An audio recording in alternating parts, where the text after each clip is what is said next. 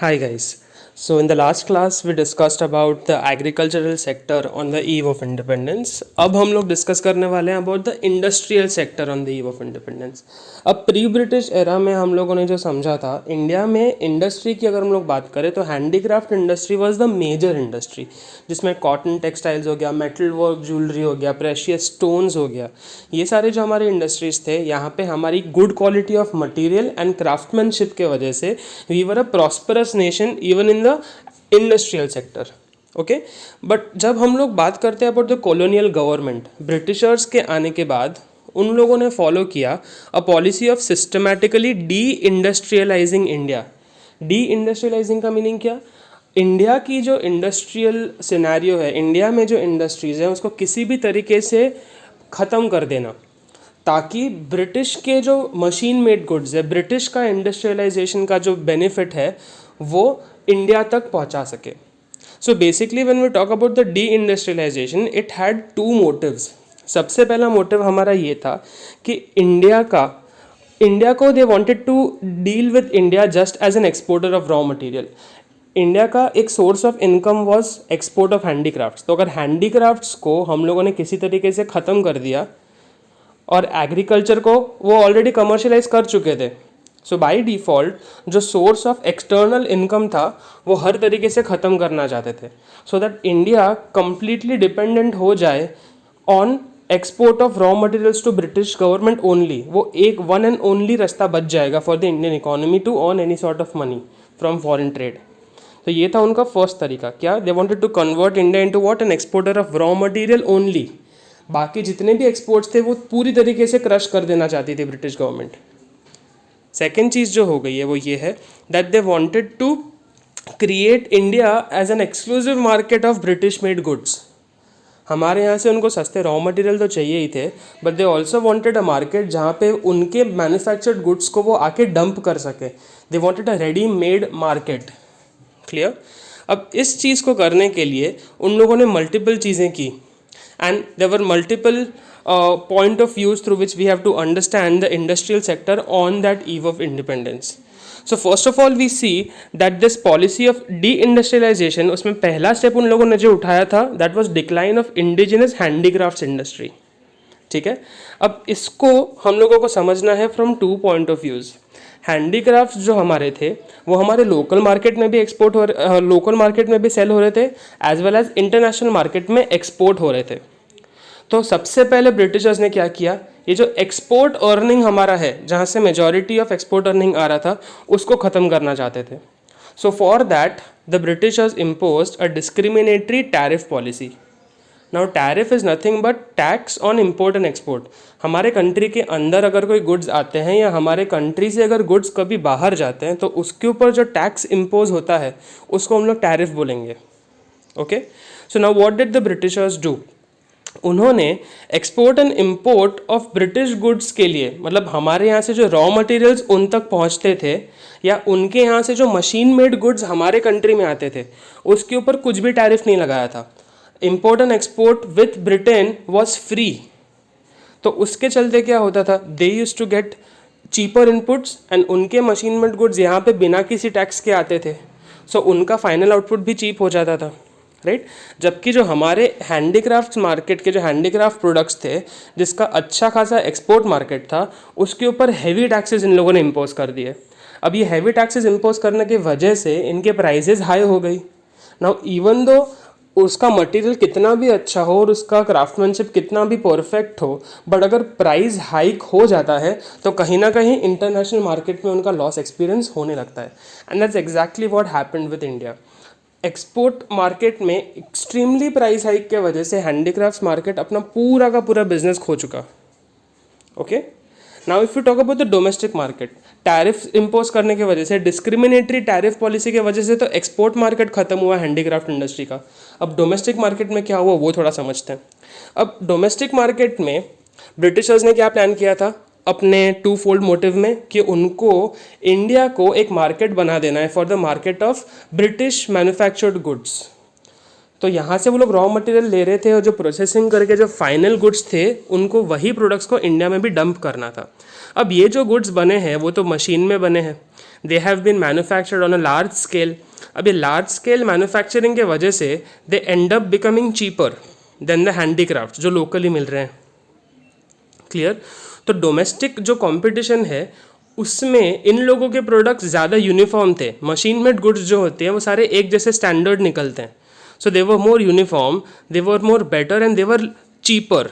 तो इसके चलते क्या हुआ, इंडियन मार्केट्स में इनडायरेक्टली लोग फोर्स हो गए थे क्या बाय करने के लिए, ब्रिटिश के गुड्स बाय करने के लिए, क्योंकि सबसे पहले उनकी स्टैंडर्ड क्वालिटी है और दूसरा ये इतने सस्ते भाव में मिल रहे थे that for a normal person, अगर आप में कितनी भी देशभक्ति हो बट फिर भी आप एक लिमिट से ज़्यादा अपने आप को इकोनॉमिकली स्ट्रेच नहीं करोगे। So that's what happened with the majority of our population. The major population was preferring British made machine goods क्योंकि वो ज़्यादा सस्ते हो रहे थे and they were cheaper. Why? Because the inputs were cheaper, उन पर कोई टैक्स नहीं लग रहा था एंड मोर ओवर वो मशीन में लार्ज स्केल पे बने हुए थे। Alright, now if we look at the other 2 points जो इससे लिंक्ड है, ये आपके एनसीईआरटी टेक्स्ट बुक में तो नहीं है बट ये वीके ओरी में मेंशन किया हुआ है, एज वेल एज आपकी स्कूल में जो पीपीटी आया था उसके अंदर भी ये एक्सप्लेनेशन में पॉइंट्स दिए हुए हैं।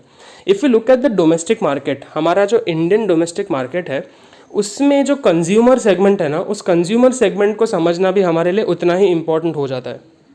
If you look at Indians, Indians have always had a tendency to copy the powerful and the supreme. जब तक हमारे पास ब्रिटिशर्स नहीं थे, प्री ब्रिटिश एरा में we had kingdoms and we had princely states. तो वहाँ पे नॉर्मल लोगों का क्या आदत था, जिस तरीके की लाइफस्टाइल हमसे ज़्यादा पावरफुल लोग जीते हैं ना, उन लोगों के लाइफस्टाइल को हम कॉपी करना चाहते थे, इमिटेट करना चाहते थे। So before the Britishers came in we had princely states and the princely states में जितने भी किंग्स वगैरह थे they use to patronise handicrafts. उन लोगों को बहुत ज़्यादा प्रेम और लगाव था इस क्राफ्टमैनशिप की तरफ। तो बिकॉज ये जो प्रिंसली कोर्ट्स में जो रॉयल लोग हैं दे वर प्रिफरिंग हैंडीक्राफ्ट्स, इस वजह से indirectly they became an article of luxury. तो इस वजह से लोग इस आर्टिकल ऑफ लग्जरी को चेज करने लगते थे, right? But after the British government came and took over, तो प्रिंसली स्टेट्स जो हैं वो तो ख़त्म हो गए, वो डिसअपियर होने लगे। तो अब जो आपका मेन सुप्रीम पावर था वो आपके लिए उतना पावरफुल नहीं रहा। तो with the decline of the princely court धीरे धीरे हैंडीक्राफ्ट में भी डिक्लाइन देखने लगे लोग। क्यों? Because now the courtiers had lost their respect and reputation। अब कौन सुप्रीम हो गया था? अब तो ब्रिटिश गवर्नमेंट सुप्रीम हो गई थी।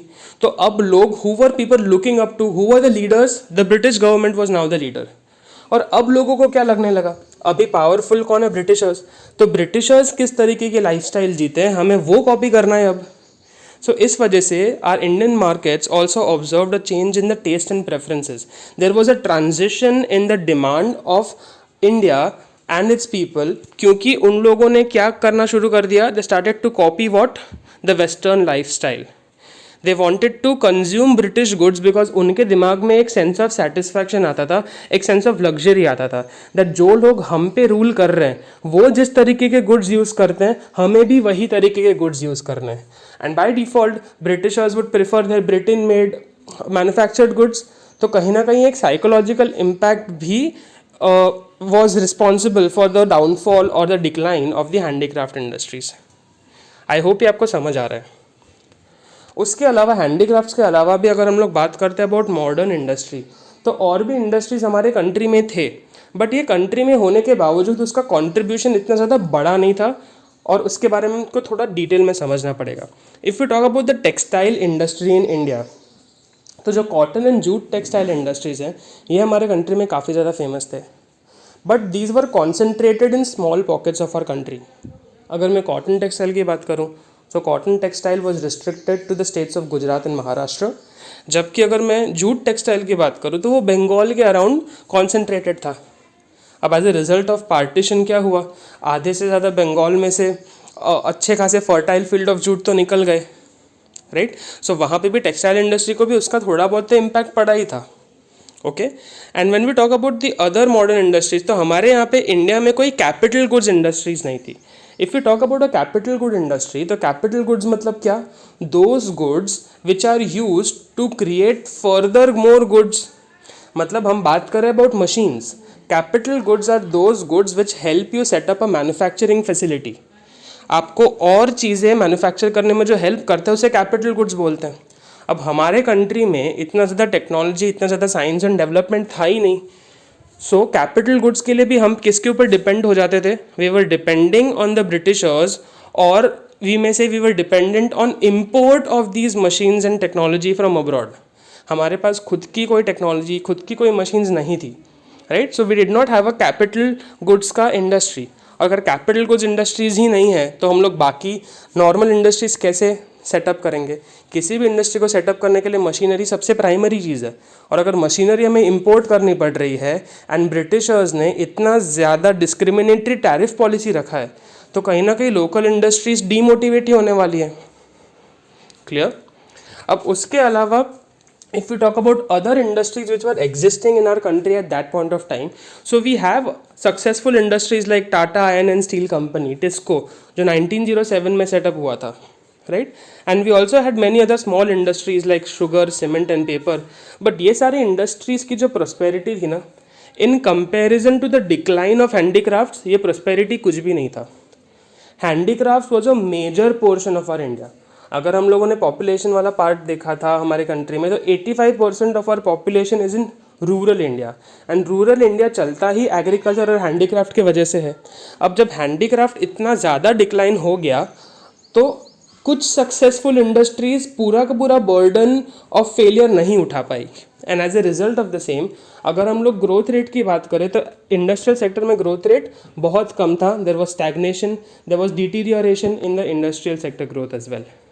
Okay, there is one more point which talks about limited participation of the public sector. A public sector is basically government owned sector. अब अगर हम लोग on the eve of independence की बात करते हैं, सो गवर्नमेंट का involvement in the economy was very restricted. It was restricted only to places of infrastructure. Government सिर्फ और सिर्फ रेलवे, पावर जनरेशन, कम्युनिकेशन, इन सब चीज़ों में ज़्यादा इन्वॉल्व था. It was not taking active participation in manufacturing of basic and heavy industries, consumer based industries. ये सारे इंडस्ट्रीज में उनका एक्टिव इन्वॉल्वमेंट नहीं था. And as a result of the same, that also led to the decline of the industrial sector. क्योंकि ज़्यादा से ज़्यादा अगर हम लोग देखें, जीडीपी में आउटपुट बढ़ेगा तब जब हम लोग गुड्स ऑफ मास कंजम्पशन बनाएंगे. And goods of mass consumption मतलब एफएमसीजी प्रोडक्ट्स हो गए, बेसिक प्रोडक्ट्स हो गए. बट ये बेसिक प्रोडक्ट्स और fast moving consumer good products में पब्लिक सेक्टर तो कभी इन्वॉल्व था ही नहीं. तो पब्लिक सेक्टर के पास पैसा था, बट वो इन सारे सेक्टर्स में इन्वॉल्व ही नहीं होना चाहते थे. Alright, so as a result of all of these points together, we can say that the industrial sector was not so prosperous, was not so developed, और ब्रिटिशर्स ने एक्चुअली इंडिया की band बजा दी थी. Alright, so that's pretty much it for the industrial sector. अब जब आप अपनी we की ओर ही देखेंगे तो उसमें 3 या 4 पेजेस में पॉइंट पूरा का पूरा डिवाइड करके रखा हुआ है. And there are a hell lot of repetitions. Okay, so आप प्लीज़ उसको अच्छे से रीड थ्रू कर लो, अपने एनसीईआरटी बुक को अच्छे से रीड थ्रू कर लो, आपका स्कूल का जो पीपीटी है उसको भी गो थ्रू कर लो. I have tried to comprise a majority of points from all of these sources and आपको एक ब्रीफ समरी देने की कोशिश की है. अगर आप कोई भी पॉइंट समझ नहीं पा रहे हो या अगर आपको किसी भी पॉइंट में कन्फ्यूजन है तो please ask me, I will help you clarify those doubts. Alright, so that's all for now for the industrial sector.